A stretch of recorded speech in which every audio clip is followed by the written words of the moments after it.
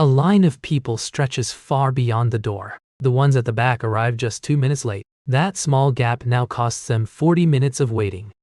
Every queue is built on one simple rule. The person who arrived first gets served.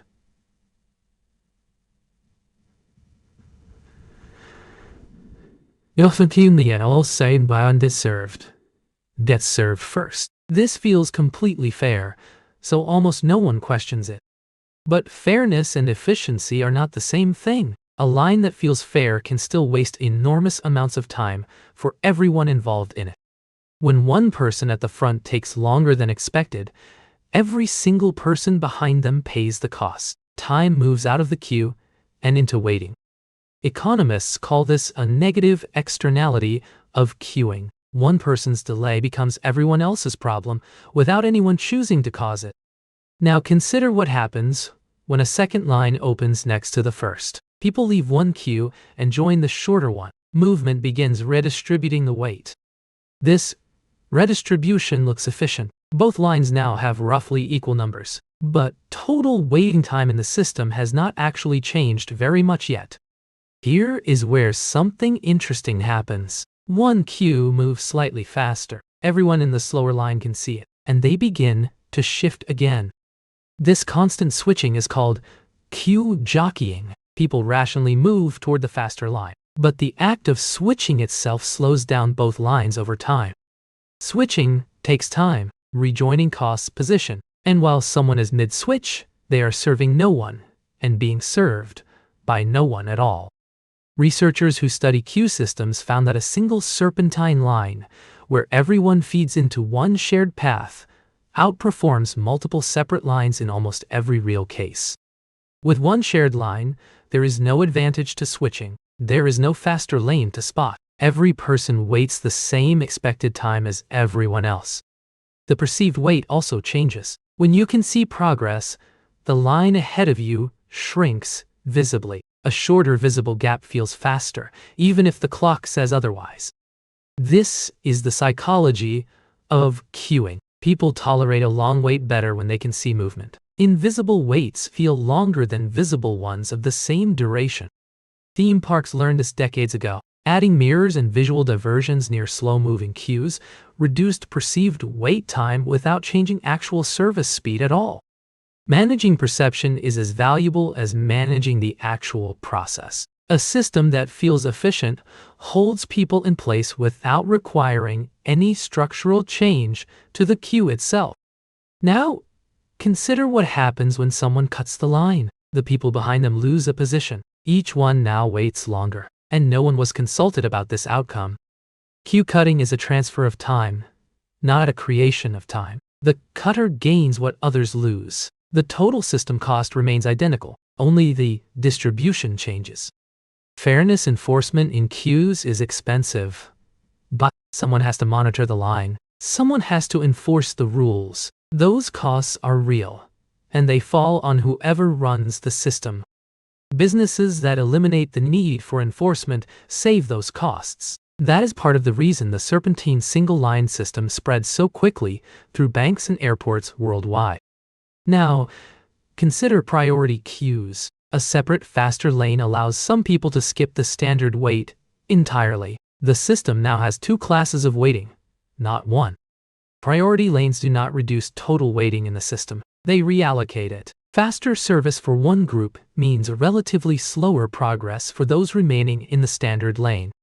If the goal is to subscribe to understanding how systems like these shape daily life, this channel keeps following the mechanisms behind things you see everywhere. Subscribe to keep learning. Selling priority access is, at its core, selling time. The buyer purchases time relief. The standard queue absorbs the cost. Both sides are making a rational choice given their position. The problem emerges at scale. If too many people buy priority access, the priority lane itself becomes congested. Its advantage shrinks. The standard queue waits even longer. This is called priority inflation. When everyone can buy priority, priority loses its meaning. The benefit commodifies itself away, and the original problem reappears in both lanes. Queue designers respond to this by introducing tiered access. First comes standard, then premium, then super premium. Each layer attempts to restore the advantage the previous layer eroded. Each new tier requires more staff, more space, more infrastructure. The system grows heavier to maintain the original promise that paying more means waiting less. The total service capacity of the system has not increased. Only its sorting mechanism has grown more elaborate. The same number of counters serves the same number of people per hour. Now consider what digital queues changed. Online booking systems remove the physical line entirely. Instead of standing and waiting, you hold a virtual spot from any location. Virtual queuing freed physical space. It also freed people to do other things while waiting, but it made the queue invisible, which removes the social pressure to stay in it. No-show rates rise in virtual queues. Without a physical cost to holding a spot, more people reserve and then do not arrive. The system must now overbook to compensate. Overbooking is the rational response to predictable no-shows. More reservations are issued than there are physical spots. The system assumes not everyone will appear at the same time. The model works until the no-show rate drops. When more people show up than expected, the system has oversold what it can deliver. This is when visible queuing reappears from behind the screen. Digital convenience did not eliminate the queue, it moved it. The wait shifted from physical space to uncertain timing. People trade visible delay for invisible uncertainty. Queues also carry social information. A long line signals that something is worth waiting for. An empty counter signals the opposite. Businesses use this signal intentionally and carefully.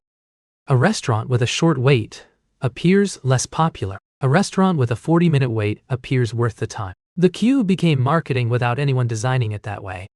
Economists call this informational cascading. Each person joining the queue provides a signal to the next. The line builds on its own weight without any individual knowing the full picture.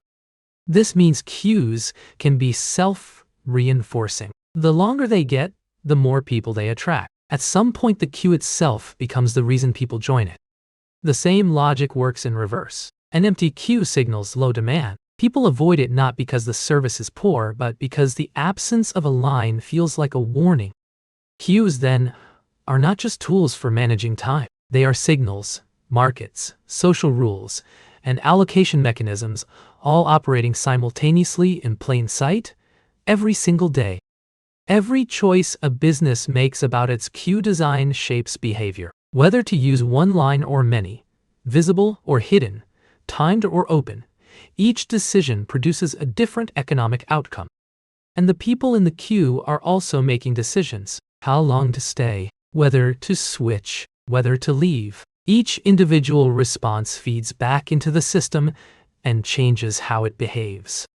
The queue that looks orderly from the outside is a constantly negotiated system from the inside. Every moment of stillness in a line contains dozens of small decisions running just below the surface. Somewhere right now, a new system is being tested. A smarter queue, a better algorithm, and embedded inside it is a new trade-off that no one has noticed yet. The line keeps moving.